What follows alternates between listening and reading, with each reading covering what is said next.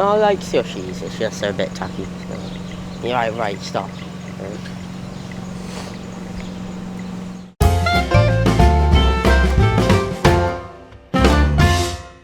We woke up and about 9 o'clock we got the bus to Airport Terminal where we got a train to Boston Common.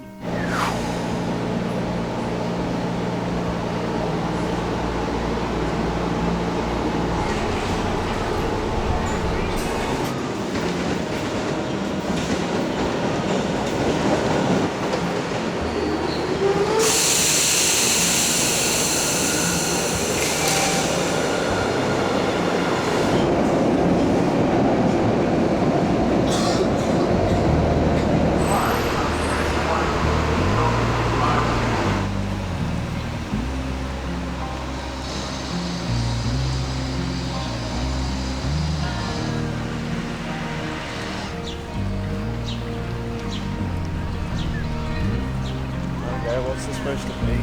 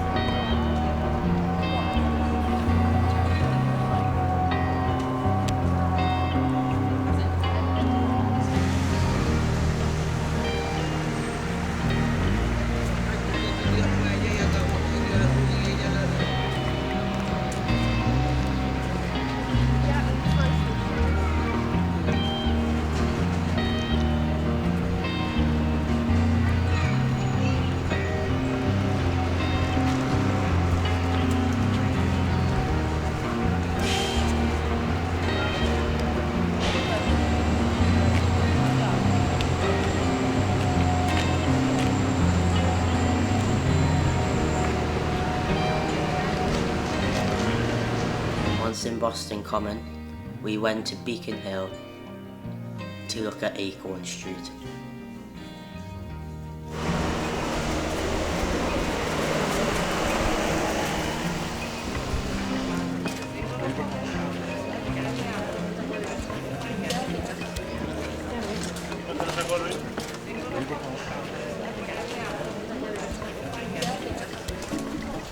What? No. This mean needs to be creepy.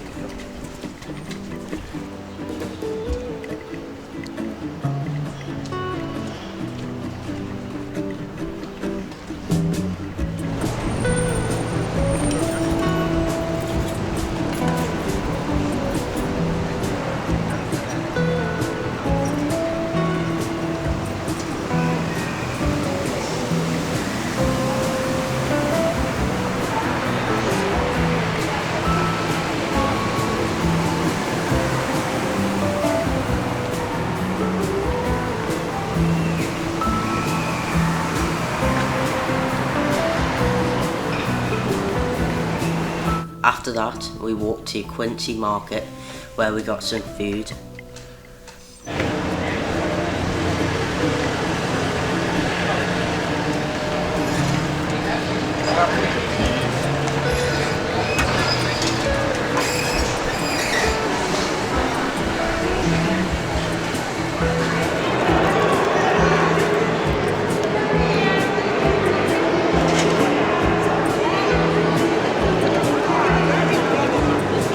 Once we ate our food, we went to the wharf to get a ferry. We got the historical harbour cruise, which went round the Boston Harbour, and we got told history about the area. That's all the document. What is it? Victoria got a real big one.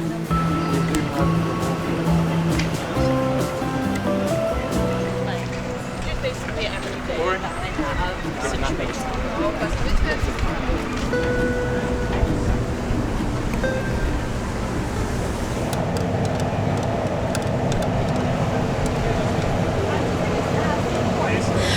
We have a couple more minutes to go.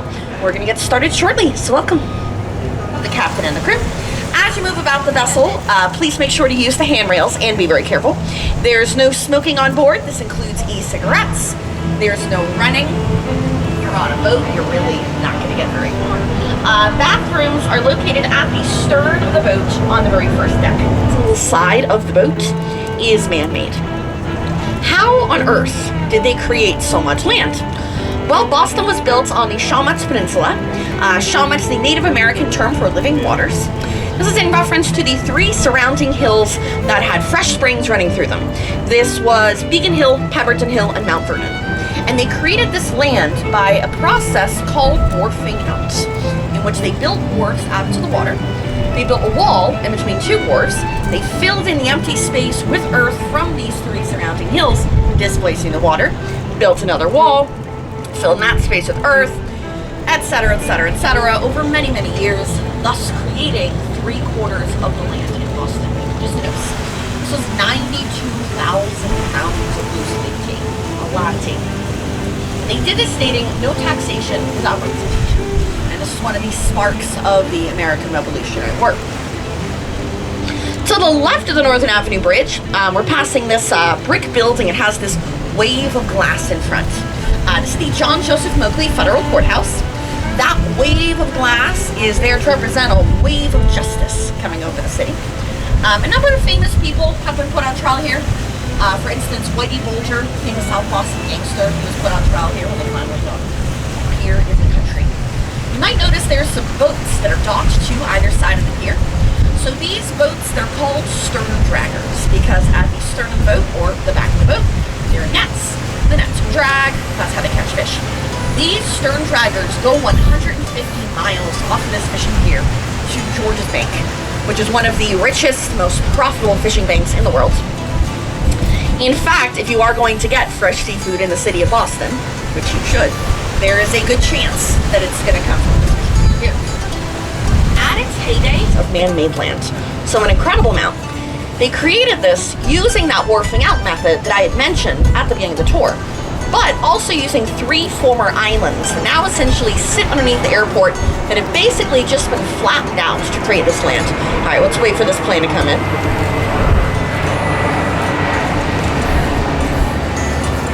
Looks like American Airlines coming on in. So these 3 islands that help comprise the airport: Governor's Island, Bird Island, and Apple Island. Governor's Island originally was owned by Massachusetts' first governor, John Winthrop. We got a smaller plane coming right over our heads here. Let's definitely wait for this one.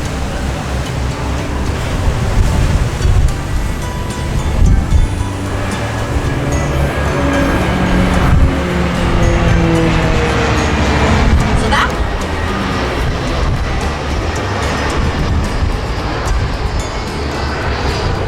see a fort. This fort is situated on Castle Island. Castle Island used to be an island, but it was filled in with man-made land connecting it to South Boston. There used to be a castle here. It's called Castle William, but it was destroyed by the British in 1776 after having occupied Boston for quite some time. The fort that you see here today is called the Fort Independence. It was fortified in 1845. It was manned during both World Wars, never saw any action. However, at one point, something awful happened here at the Fort Independence that inspired a pretty famous short story that you may have heard of. So at one point, there were 2 lieutenants that were stationed here at the Fort Independence, Lieutenant Green and Lieutenant Massey. They were having a game of cards on a Christmas Eve night.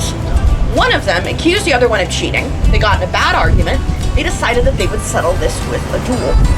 And in that duel, Lieutenant Green ended up killing Lieutenant Massey. Lieutenant Green was not very well liked among his men. They were pretty mad that he had killed their friend, so they got him drunk one night. They took him down to the basement of the Fort Independence. They chained him to the wall. They sealed him in with brick and mortar, and they left him there to die. What a horrible way to go. Well, about 10 years after that happened, Edgar Allan Poe was stationed here. He heard this horrible tale, and he took inspiration from it to write The Cask of Amontillado. Wave at these kids as I'm telling this awful story here. The Cask of Amontillado was one of his most famous literary works, also about a man being entombed alive, and he got the inspiration for that story while he was stationed here.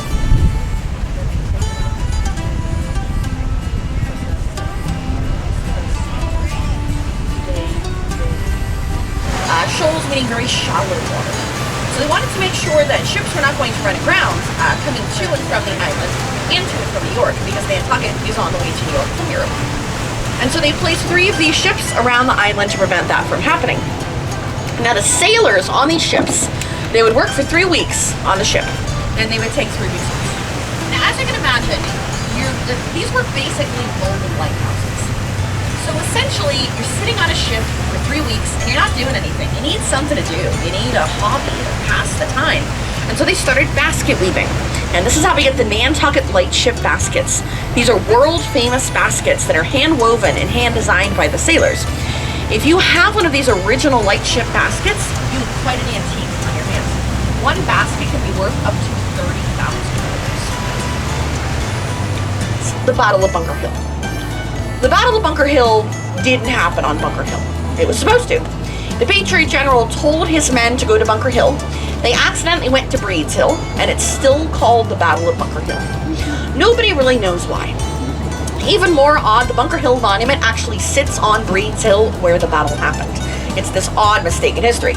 Now this so-called Battle of Bunker Hill was one of the first major battles of the Revolution.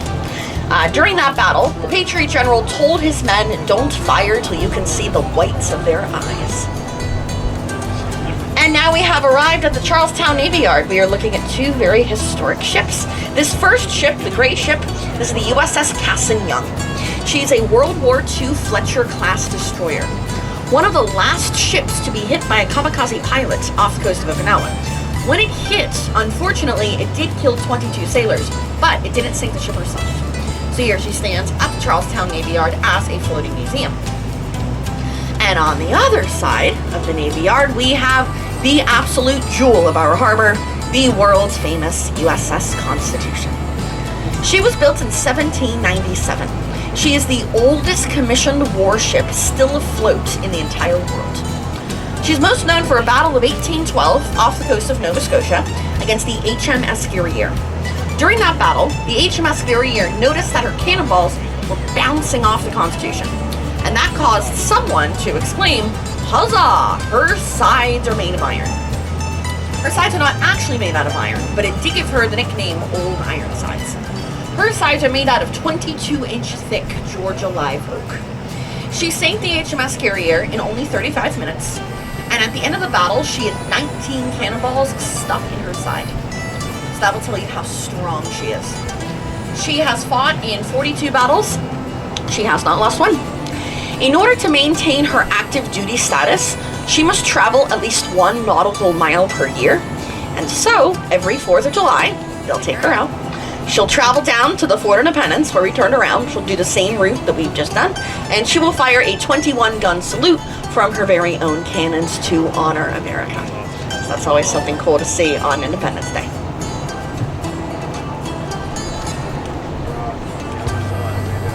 North End, this neighborhood with all these brick buildings here. So the North End is a predominantly Italian neighborhood. By the way, if anyone's wondering, where's a good place to get dinner? Right here, go to the North End. It has some of the best Italian food, incredible Italian restaurants. This is the food mecca of Boston. You gotta go to the North End at some point to get dinner. Of course, go to Mike's Pastries and get a cannoli. Mike's Pastries is some of the best cannolis and puff pastries around. It's another famous staple of our city. It's a tourist staple, it's worth it. I'll also mention there is a white church at the North End. This is the Old North Church. It is known for Paul Revere's Midnight Ride. So the sexton of the church on that April night was told, 1 if by land, 2 if by sea. He saw the British soldiers coming by sea, so he hung 2 lanterns at the top of that church to signal to Paul Revere and 12 other people, who then rode horseback through the streets, letting the people of Massachusetts know that the British soldiers were coming. Paul Revere got all the way to the Lexington before he was arrested. The very next morning was the Battle of Lexington and Concord, the very first battle of the Revolution. And the first shots were fired. These were called the shots heard round the world. I do want to mention there is a clock tower right in the middle. This is the Custom House Tower. It was Boston's very first skyscraper, fully constructed in 1914. Today it's a Marriott hotel. Interesting tidbit about the Custom House Tower. There are 4 clocks on top of this tower, and none of them are going to tell you the same time. This has to do with the wind. We have a windy city. So when it gets really windy, the wind will move the hands of the clock. So you can see time speed up on one side, maybe time slow down on the other. Bostonians lovingly call it the four-faced liar. Fourth Gold Dome, that's the old State House. Now, first of all, that's the original starting point of Lone Wolf. That was built on the waterfront. Once we finished that, we walked back to Quincy Market and looked around some of the stores.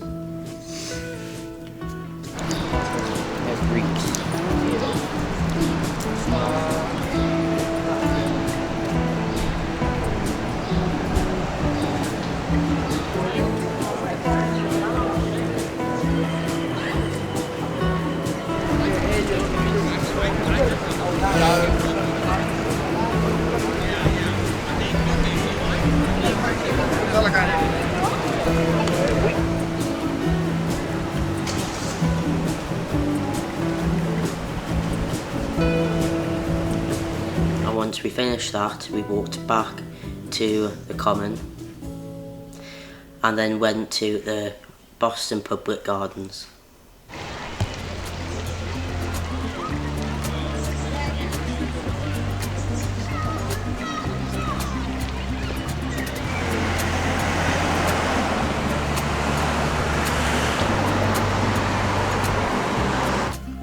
Then we went to the Cheers bar where we had a look in the gift shop.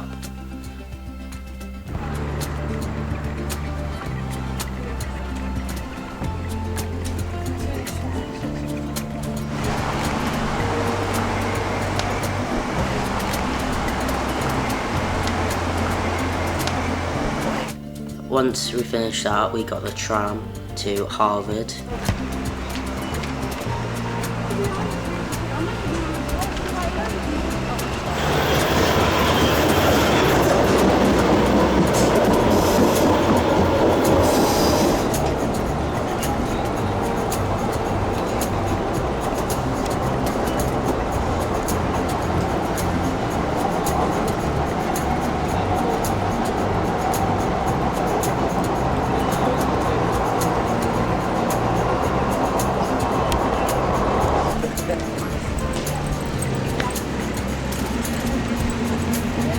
Once in Harvard, we looked around the campus, then we went to an old churchyard.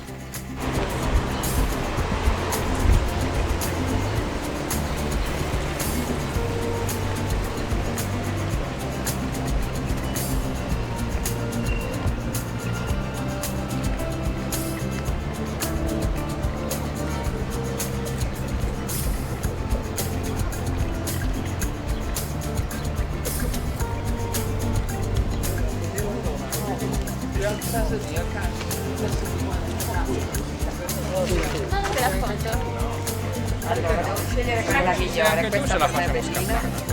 Qui c'è gli occhiali chiusi. No, dici?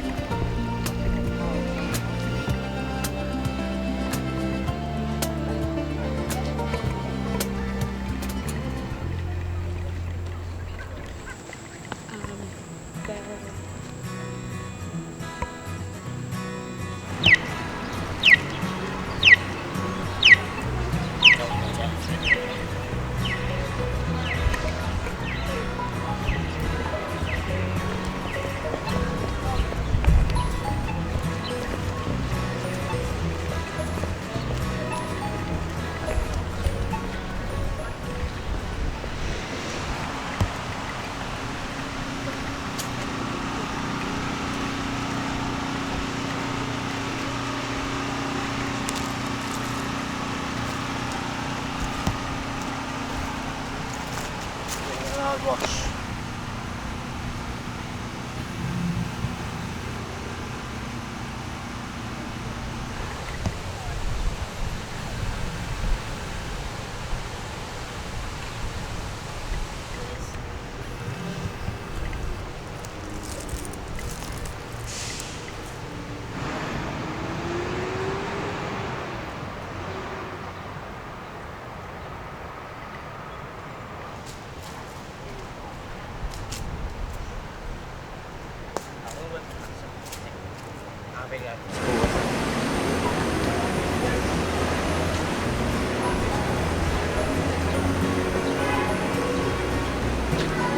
Then we went to a smokehouse for dinner.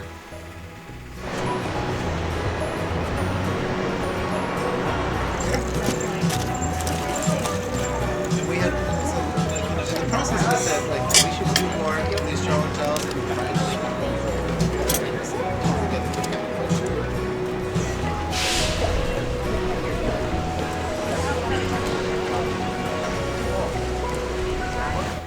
Then we got the train and the bus back to Chelsea, where we are staying. Then we walked back to the Airbnb.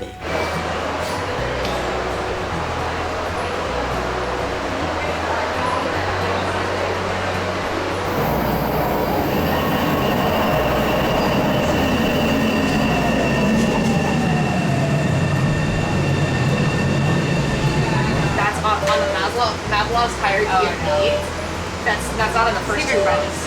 Yeah. It's not on the first two rows, and they've lived their entire lives on the first two rows.